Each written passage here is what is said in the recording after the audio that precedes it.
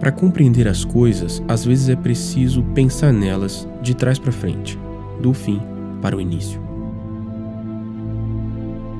Você se pergunta quem é, de onde veio, por que nasceu, quando e onde nasceu. Você não vai achar uma resposta fácil para essa pergunta. Pelo menos, não em você mesmo.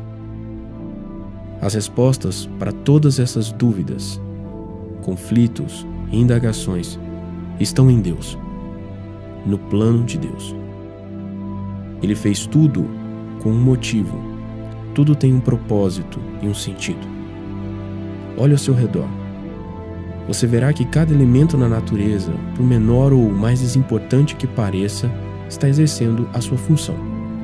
Os micro-organismos, as plantas, os animais, as pedras, o planeta, a lua, o sistema solar, as estrelas, o universo inteiro em uma sincronia bela, dançante e perfeita, como um relógio imensamente complexo. Cada coisa sabe exatamente o que é e por que existe. No meio disso tudo está você. Um ser que pensa, ama, aprende, cresce, sofre, se alegra. Um ser ainda jovem e por isso cheio de perguntas. Na agitação da vida, cercado de entretenimentos e afazeres, talvez você nem se lembre delas. Mas cale-se um pouco, desligue um pouco tantos sons e verá que no silêncio elas persistem. Quem eu sou? Por que existo? Há um lugar para mim em todo esse arranjo, esse plano? Existe. E há alguém que pode te dizer qual é. Ele não só sabe por que te criou, como tem feito tudo para que você o encontre, inclusive trazendo você aqui, nesse exato momento. Agora você está exatamente onde Ele quer, para te abraçar, mostrar tudo o que fez, faz e fará por você, te guiar dentro deste plano eterno e finalmente dar real sentido à sua vida. Feche os olhos, estenda a mão, invoque-o e receba.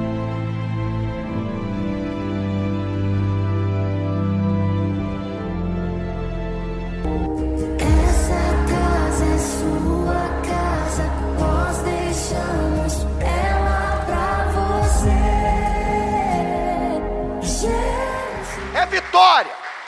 Pode tomar posse da vitória aí. Amém, gente? Pode sentar, por favor. Se você puder, abre a sua Bíblia, por favor, no livro de Ageu. Ageu, capítulo 1. Livro de Ageu, capítulo 1. Hoje nós vamos entender por que as pessoas têm muitas vezes tudo, mas sentem como se não tivessem nada. Pessoas que lutam para ter cada vez mais bens, relacionamentos, amizades, mas se sentem cada dia mais insatisfeitas. Por que isso acontece? Ageu capítulo 1.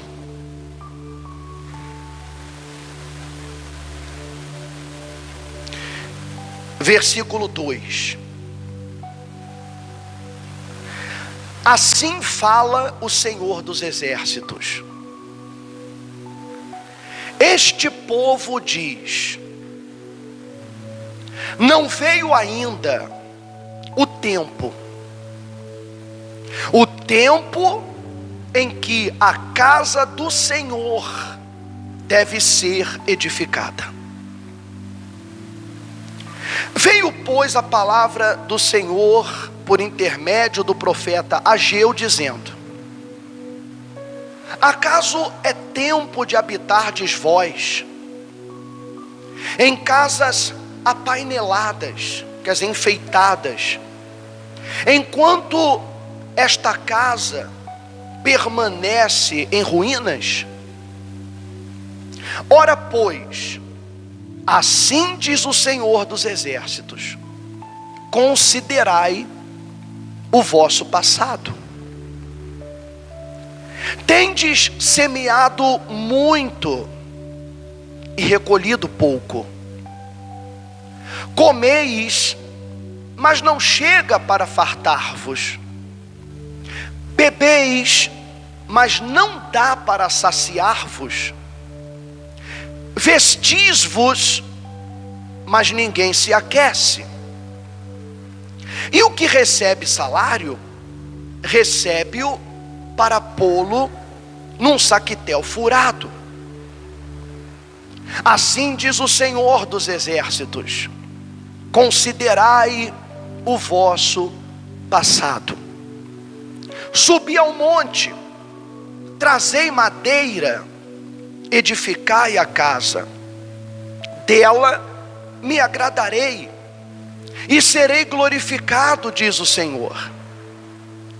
Esperastes muito, e eis que veio a ser pouco. E esse pouco, quando trouxestes para casa, eu com um assopro o dissipei. Por quê? Diz o Senhor dos Exércitos: por causa da minha casa, que permanece em ruínas, ao passo que cada um de vós corre por causa da sua própria casa. Por isso, os céus sobre vós retêm o seu orvalho, e a terra os seus frutos. Fiz vir seca sobre a terra e sobre os montes, sobre o cereal, sobre o vinho, sobre o azeite, sobre o que a terra produz, como também sobre os homens, sobre os animais e sobre todo trabalho das mãos. Aqui, Deus, Ele está trazendo uma revelação ao seu povo através do profeta Ageu. O povo, quando recuperou a terra, recuperou, eu digo entre aspas, porque eles tinham um governador, mas a sua terra ainda pertencia ao Império Babilônico, como depois de algum tempo pertenceu ao Império Romano, nos tempos de Jesus, onde eles não tinham um rei efetivamente. Quando eles tinham um rei, era só de fachada, como a rainha da Inglaterra, um rei de fachada apenas. Mas o fato é que eles tiveram permissão de voltar para sua terra, os judeus, tiveram permissão de reconstruir os muros, mas quando chegaram, cada um se preocupou em edificar a sua própria casa física. Tinha o templo que foi construído nos tempos de Salomão, que era a conexão naquele tempo entre Israel e o céu. Aquele templo fazia conexão, como o tabernáculo de Moisés no deserto conectava o céu com o povo de Israel no deserto. Quando o fogo de Deus descia no tabernáculo no deserto, as pessoas viam uma coluna de fogo descendo do céu, do universo. Não se sabe de onde vinha essa coluna de fogo, mas ela descia e ficava sobre o tabernáculo, como se fosse uma antena, uma comunicação direta. Quando Salomão construiu o templo e ele fez uma aliança com Deus, esse fogo desceu sobre aquele templo, à vista de todo mundo, aquela coluna de fogo. Então era a conexão. E quando Salomão fez a aliança com Deus, ele disse: olha, quando vier uma guerra, ou vier uma pestilência, ou vier a fome, nós viremos até esse lugar, porque teu nome está nesse lugar, clamaremos a ti e tu nos ouvirás. Em toda calamidade, o povo se reunia, os reis, os profetas iam até o templo para clamar a Deus por uma resposta. Isso foi o que fez Josafá em meio a uma perseguição, uma guerra iminente. Isso foi o que fez Ezequias junto com o profeta Isaías numa iminente guerra, uma iminente invasão das suas terras. Eles foram até o templo e clamaram, e ali obtiveram resposta. Só que agora o templo estava todo destruído. Por isso que ele diz aqui: a minha casa está em ruínas. Então o templo estava arruinado. E cada um ia construir sua própria casa para morar, e deixavam o templo para depois, e diziam: depois, quando a gente fizer a nossa casa, a gente vai e constrói e conserta a casa de Deus. Então vem Deus até eles através do profeta e diz: considerai o vosso passado. E o que havia no passado? Aquele templo na sua majestade, em que em todas as situações e adversidades eles tinham a vitória, e agora eles não tinham. Agora eles eram vítimas da seca, da calamidade, eram vítimas da miséria, da doença, da pobreza. E isso, cada um fazendo a sua casa, mas não iam para frente. Trazendo isso para a vida espiritual, quando Deus diz: é tempo para vós habitardes nessas casas apaineladas, enquanto a minha casa está em ruínas. Pois é, existem duas casas: a casa espiritual de Deus, que é onde verdadeiramente Deus habita, que é cada um de nós, a nossa essência. Ele habita a nossa mente. Ele quer ocupar cada espaço da nossa mente e da nossa memória. Mas as pessoas não conseguem entender isso, que nós somos esta casa de Deus. Cada um de vocês é essa casa de Deus, onde Ele quer habitar, a casa espiritual. Está escrito que Deus não habita em templos construídos por mãos humanas.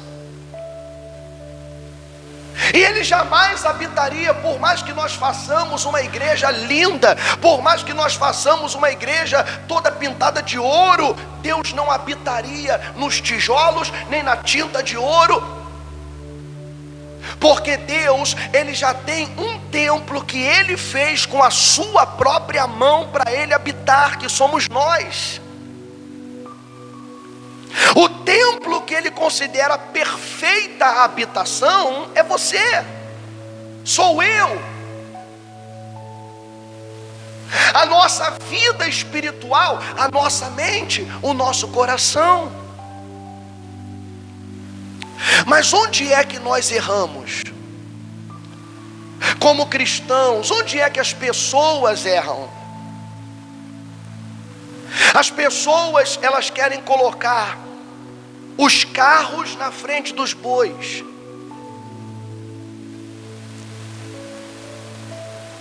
Elas querem os benefícios do reino dos céus, os benefícios do reino de Deus, sem ter que habitar esse reino. Querem os benefícios de um cidadão do reino dos céus, sem ter que se tornar esse cidadão, essa cidadã. Então a pessoa, ela vive sujeita às determinações do mundo, às crises do mundo. Deixa eu te dar um exemplo. Aqui no Brasil tem vários embaixadores de vários países. Vamos dar um exemplo do embaixador dos Estados Unidos. Digamos que no Brasil venha uma crise tal em que o governo proíbe pagamentos, ninguém mais vai poder ganhar salário, ninguém vai poder receber salário. Agora vocês vão ter que esperar o plano que o governo vai entregar para vocês. É o governo que vai decidir o que vocês vão ganhar, é o governo que vai decidir o que vocês vão comer. Agora é assim, essa é a nova lei. Todos os que forem cidadãos do Brasil, ou do país onde isso acontecer, vão ter que se submeter a essa lei, a essa ordem. Agora eu te pergunto, o embaixador dos Estados Unidos, ele vai ter o salário dele cortado? Porque ele não recebe o salário dele daqui, ele recebe do país dele. Ele não come com dinheiro daqui, ele come com dinheiro do país dele. Então, ainda que tudo quebre, ele vai continuar recebendo o salário dele, porque no país dele as leis são diferentes, e ele é cidadão de lá.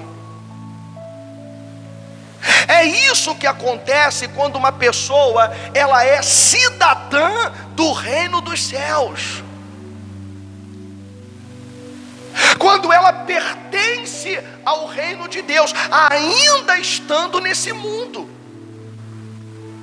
ela não está mais sujeita às crises desse mundo.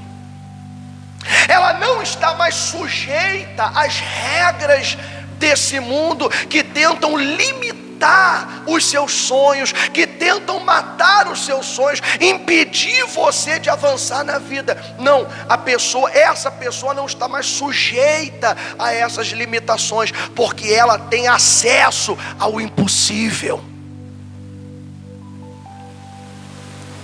A vida dessa pessoa se rege pelas leis e pelas regras do reino de Deus. Mas espera aí, nós não estamos ainda no reino dele, mas o reino dele tem que estar dentro de nós. O Senhor Jesus, ele disse, olha, o reino de Deus não vem com visível aparência, porque o reino de Deus está dentro de cada um de vós. O reino de Deus tem que estar dentro de nós. Mas quando isso não acontece, ainda que a pessoa seja evangélica, que pertence a uma igreja, a um ministério, que frequenta e tudo, ela ainda tem uma sensação de vazio. E ela tenta encontrar algo para lhe preencher. Tenta um namoro, troca de relacionamento, tenta fazer amizades, vai a festas, a cerimônias, troca de trabalho, porque acha que aquele trabalho não está lhe satisfazendo, então ela diz, eu tenho que trocar de trabalho.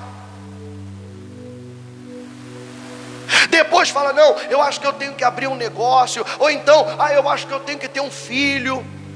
Aí já tem um filho, eu acho que agora eu tenho que ter uma filha.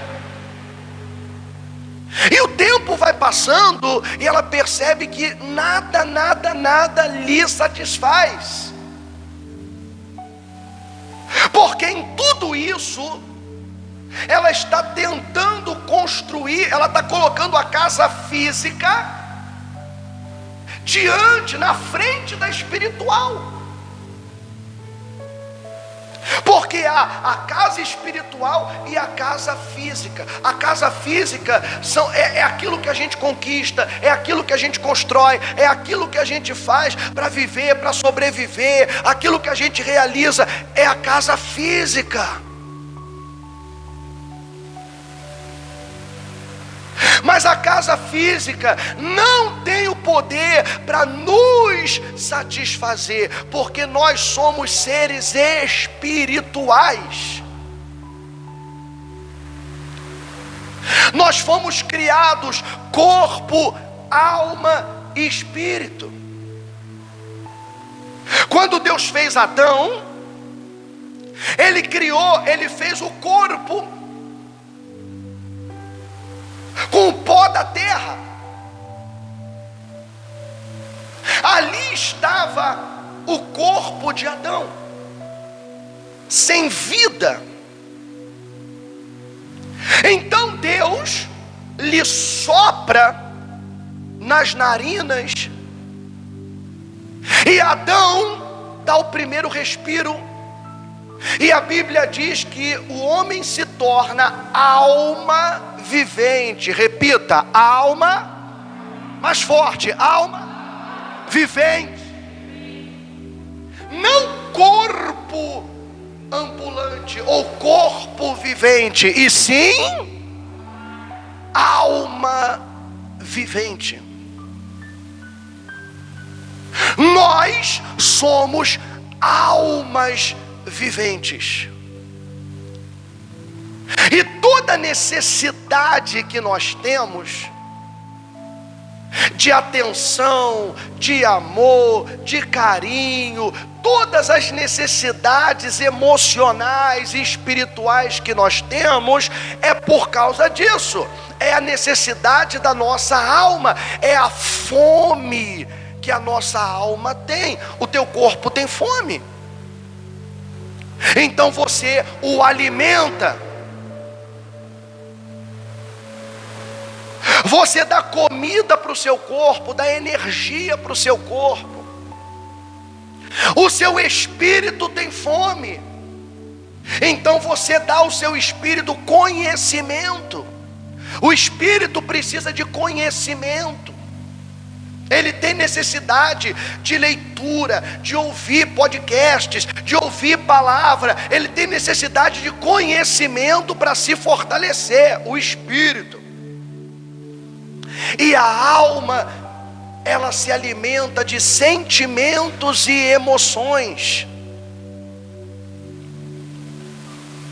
Então, quando uma pessoa está magoada, é a sua alma, não é seu espírito, é a sua alma. Quando ela está alegre, é a sua alma. Davi, ele dizia: por que estás triste, ó minha alma? A minha alma se alegra no Senhor.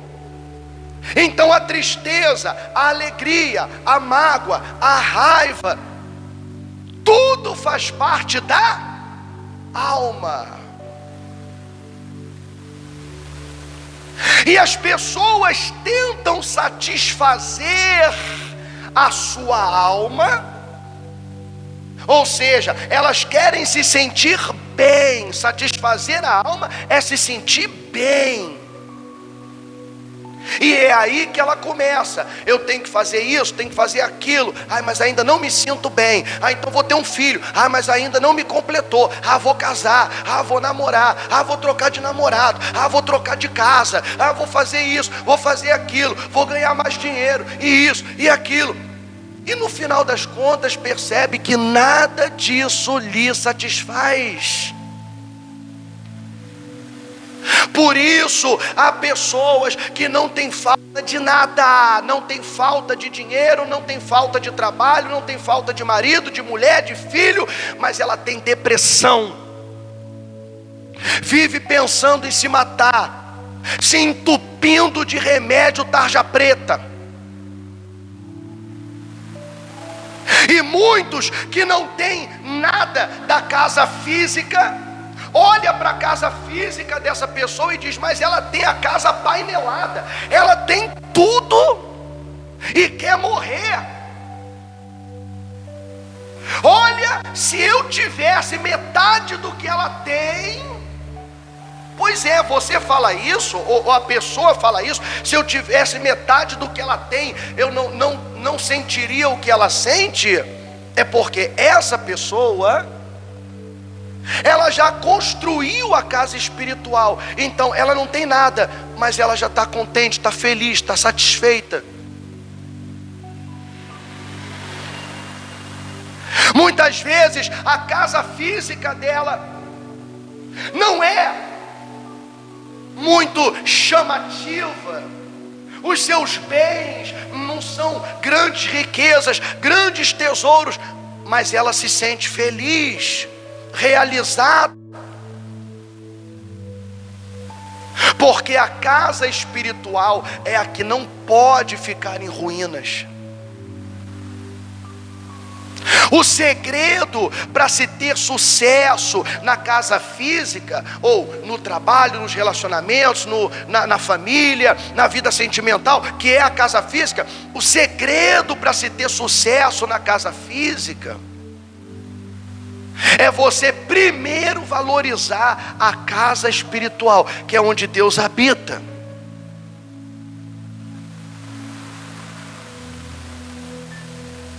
Certa vez o Senhor Jesus olhou os escribas e os fariseus com aquelas roupas de santidade, aquelas filactérias, com aquelas franjas enormes amarradas na cintura, e ele olhava eles com a caixinha da lei aqui amarrada na testa deles ou no braço, e eles andando, e Jesus olhou para eles e falou assim: olha, vocês são como sepulcros caiados, sepulcros de mármore, que por fora são lindos e bonitos, mas por dentro só tem podridão. Ou seja, a casa física está maravilhosa, mas a casa espiritual está podre.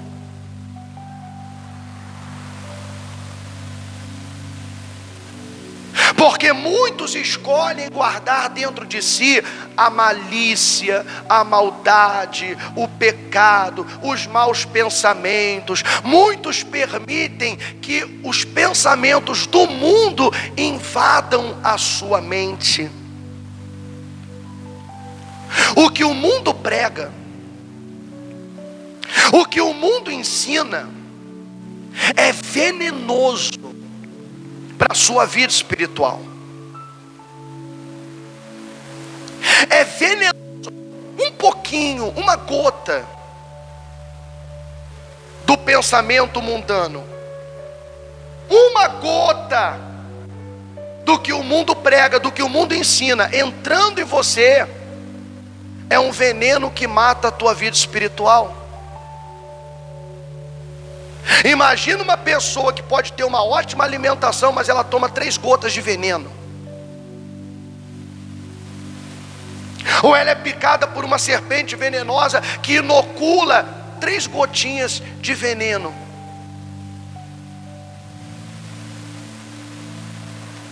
Toda boa alimentação não vai salvar essa pessoa se ela for envenenada. É a mesma coisa para a pessoa que vai à igreja, recebe a palavra, ora, canta, estuda a palavra, mas ela deixa que os pensamentos do mundo lhe contaminem.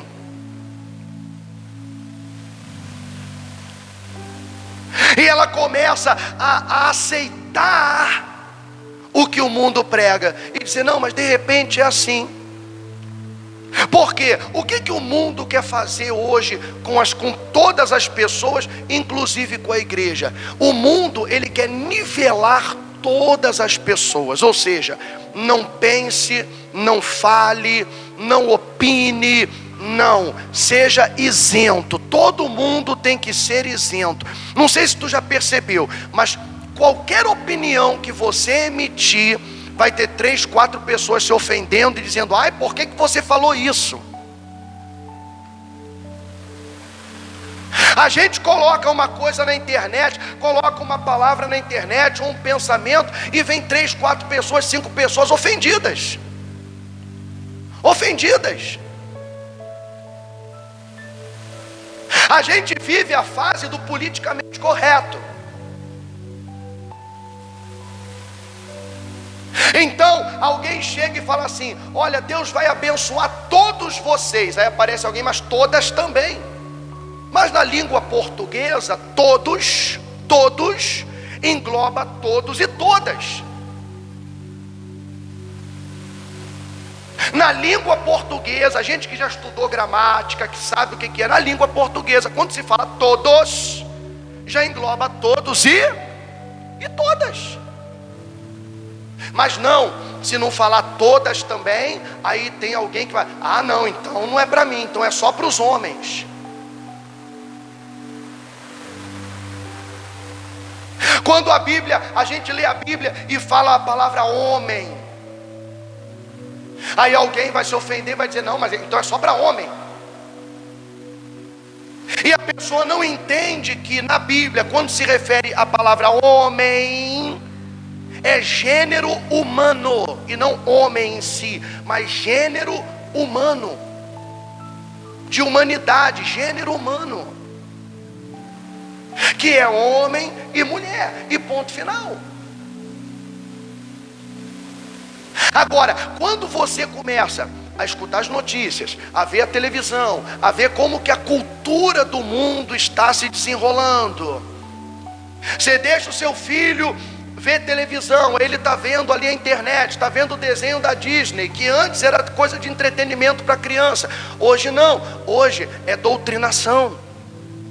Hoje um filho teu está sendo doutrinado, e não está sendo doutrinado para ser educado, porque antes qual era a historinha que a gente tinha? Chapeuzinho Vermelho, Pinóquio, para ensinar a não mentir. Quer dizer, os desenhos de antes ensinavam valores. Chapeuzinho Vermelho: olha, mamãe vai por aqui, mamãe disse vai por aqui, ah não, vou desobedecer. Aí desobedeceu, aconteceu uma coisa ruim, mostrando uma lição: olha, os mais velhos sabem mais, eles já conhecem, é só você obedecer que tudo vai dar certo. Tinha uma lição. Hoje não, hoje não há lições, hoje há doutrinação. Doutrinação, para que a criança já cresça mundana, aceitando o mundo. E aí quando o pai e a mãe for mostrar a palavra de Deus, ela vai dizer: ah não, você é careta, você está por fora, você não entende nada, você não sabe de nada. Hoje as coisas são assim, não são mais como no teu tempo. E aí você diz: quem enfiou isso na cabeça do meu filho ou da minha filha? O desenho animado, o filmezinho infantil, que você nem percebeu, porque no seu tempo era diferente, agora não é. Agora não é. Então quando a pessoa permite que essas pequenas gotas de veneno, que são as palavras, os ensinamentos, a doutrinação, daquilo que esse mundo aceita e acredita, e permite que isso penetre a sua cabeça, porque hoje é assim que o mundo está. Dividiram as pessoas em tribos e colocaram uma tribo contra a outra. É negro contra branco, é hétero contra gay, é gay contra hétero. Criaram tribos para segregar as pessoas e colocar elas uma contra a outra e ficarem brigando entre si. Porque é muito mais fácil dominar os ignorantes dividindo eles. E as pessoas vão aceitando isso. Vocês entendem, sim ou não? Então, o que nós não podemos permitir é que a doutrina do mundo, a pregação do mundo, o ensinamento dele penetre a nossa mente e contamine a casa espiritual, porque Deus não habita uma casa contaminada, ela fica em ruínas. E a consequência da casa espiritual arruinada é a depressão, vontade de morrer, tristeza, solidão, melancolia, insatisfação com a própria vida. É porque a casa espiritual está em ruínas. Agora, quando a casa espiritual está erguida, ainda que a casa física não esteja completamente construída, mas a casa espiritual foi erguida, porque a pessoa se fortaleceu na palavra de Deus, manifestou a sua fé, fez uma aliança com Deus, de obediência, de fidelidade. O que é ter uma aliança com Deus, um pacto com Deus de fidelidade?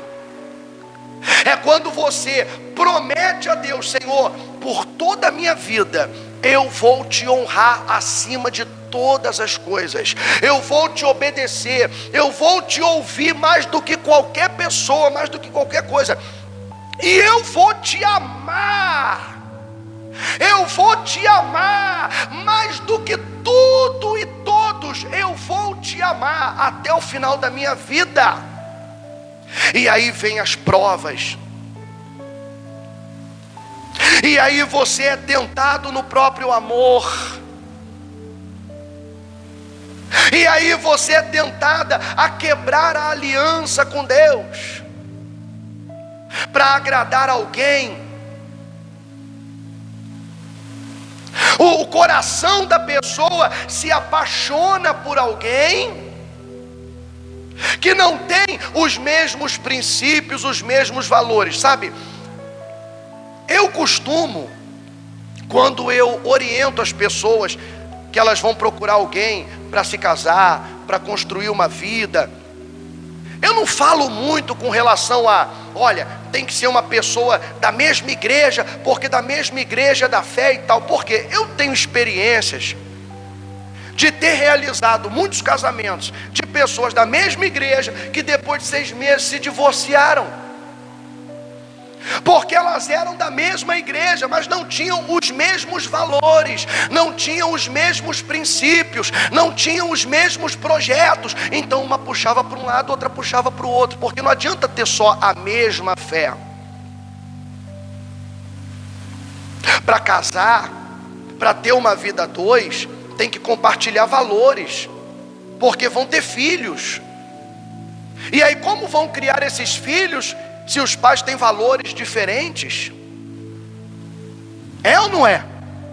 Então tudo começa aí, nos valores. A fé é muito importante, mas os valores, os princípios são ainda mais importantes para manter essas pessoas unidas, ainda em meio às adversidades, em meio às lutas. A gente vai e aconselha desse jeito.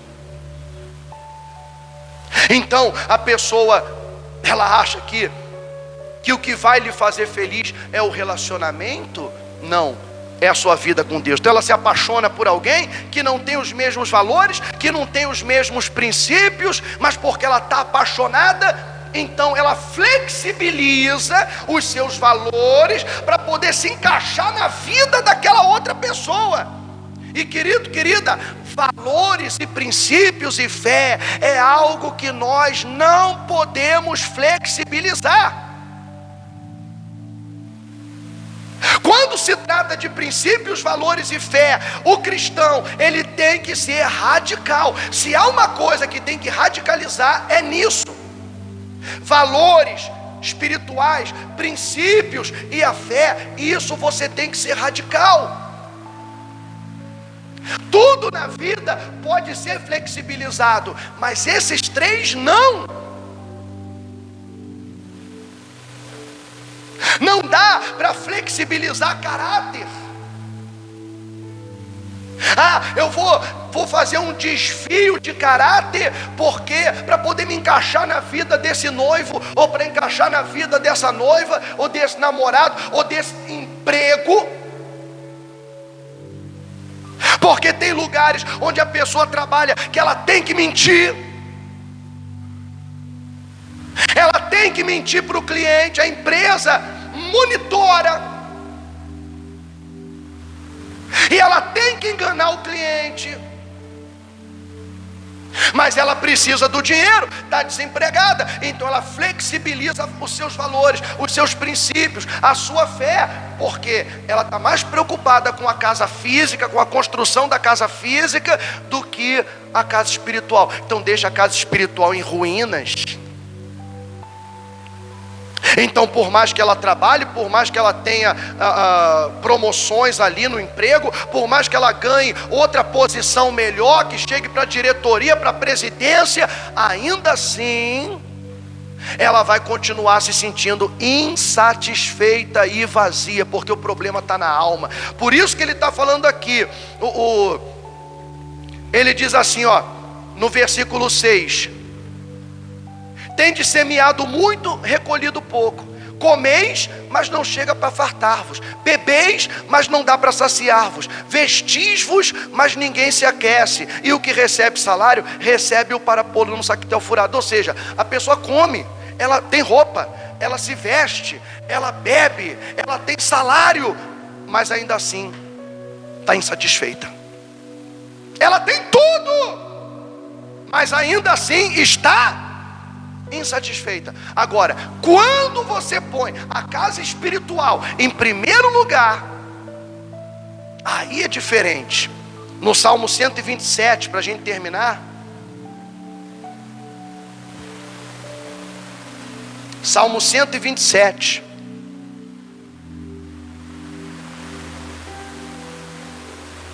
Salmo de Salomão.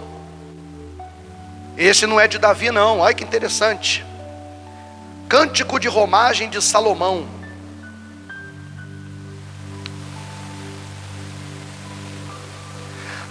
Se o Senhor não edificar a casa, em vão trabalham os que a edificam.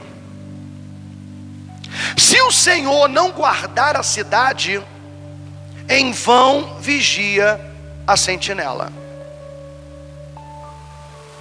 Ele não está dizendo que os trabalhadores não devam trabalhar, ou que a sentinela não deva vigiar. O que ele está dizendo é o seguinte: que o resultado é ele que dá. O resultado é ele que dá. E logo diz: inútil vos será levantar de madrugada, repousar à tarde, comer o pão que penosamente granjeaste, quer dizer, ralou para conseguir aquele pão. Aos seus amados ele o dá enquanto dormem. Aos seus amados ele o dá enquanto dormem. Você tem que trabalhar? Sim. Mas o resultado é Deus que vai dar. Você tem que vigiar, cuidar do que é seu? Sim. Mas quem vai proteger de verdade é Deus. Querido, querida, eu conheço pessoas que têm medo de sair de casa. Eu conheço pessoas que só gostam de andar de carro blindado. Gente que não ganha muito dinheiro, mas só gosta de andar em carro blindado, porque fala, não, vai que alguém assalta a gente, vai que tem uma bala perdida, vai que acontece isso, vai que acontece aquilo. Você imagina, no Brasil, 210, 215 milhões de habitantes, vai ter bala perdida para pegar todo mundo? Porque a criatura acha que logo ela vai achar uma bala perdida.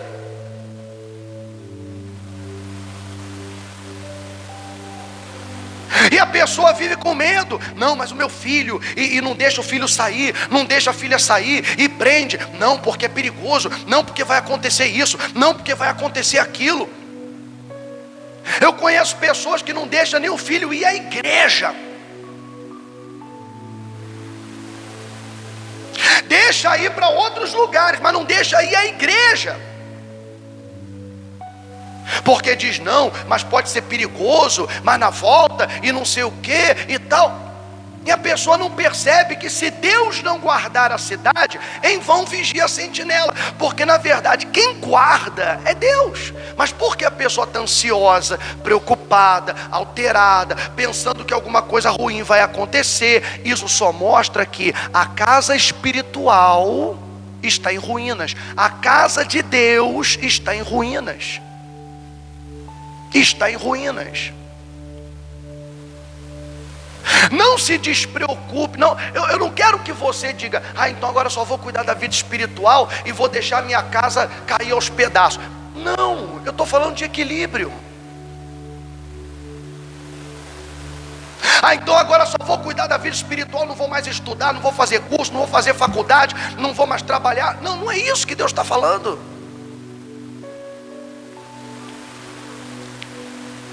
Ele está dizendo que se a vida espiritual, se a casa espiritual não estiver construída, edificada, arrumada, vai ser inútil você fazer tudo o que quiser, porque nada disso vai te satisfazer.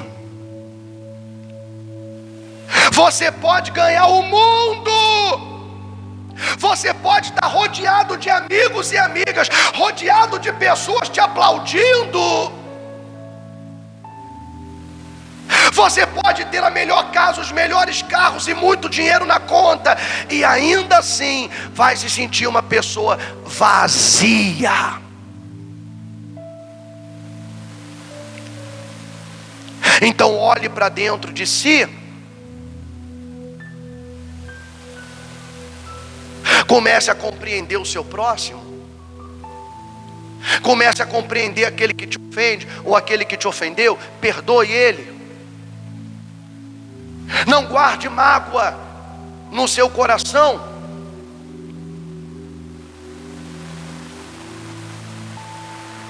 Despreza e tira toda a malícia de dentro de si, todos os maus pensamentos. Não fique pensando que todo mundo é mau e todo mundo quer o seu mal. Tira isso da sua cabeça.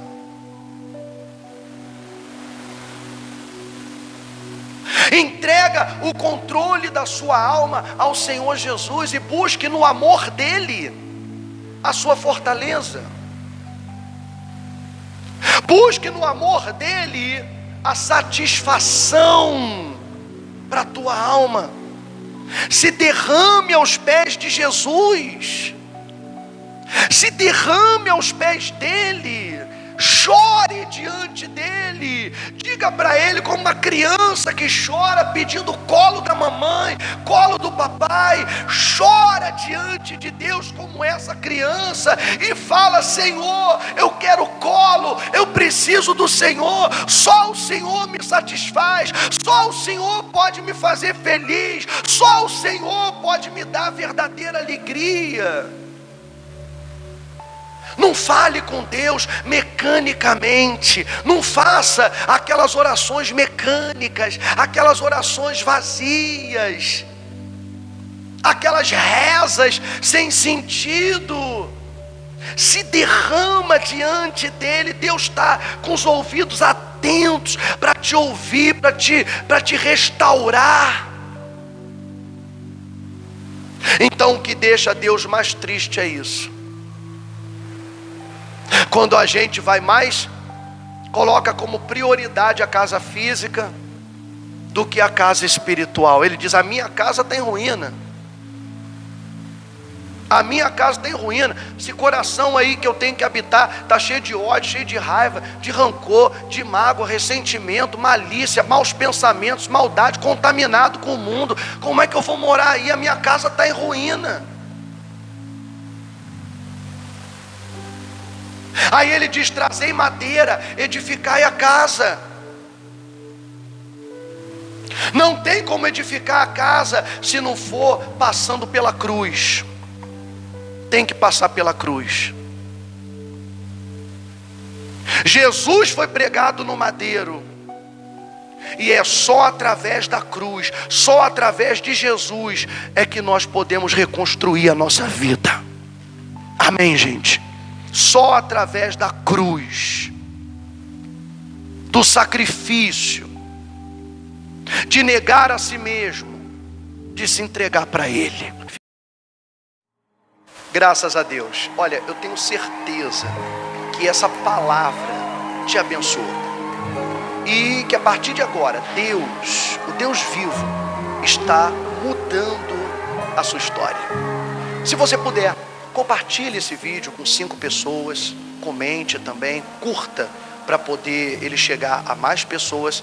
E se você ainda não é inscrito no nosso canal Igreja Real Oficial, inscreva-se, ative a notificação. E esse culto foi uma bênção, né, Andréia? Isso, você que ainda não conseguiu vir pessoalmente, está perdendo. Tem que vir. Venha participar de um culto conosco, tá? O nosso endereço é Avenida São Miguel, 3888, na Ponte Rasa. Todos os domingos, às 9 da manhã, e quartas-feiras, 7:30 da noite. Fique com Deus.